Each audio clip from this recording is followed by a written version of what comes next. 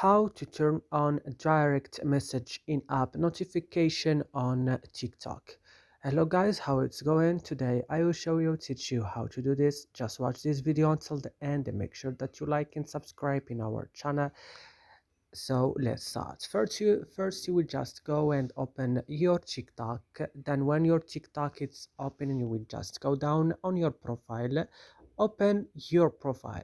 Then when your profile is open, you will just go to this three line, click on it, then go to settings and privacy, click on it again, and then go to notification, open it, and go to the second in-app notification. And now you will find direct message. You will turn on this option by clicking here on this place and make it look like this. And that's it guys, I hope this video is useful for you. Do not forget to like and subscribe in our channel in-app, and see you next video.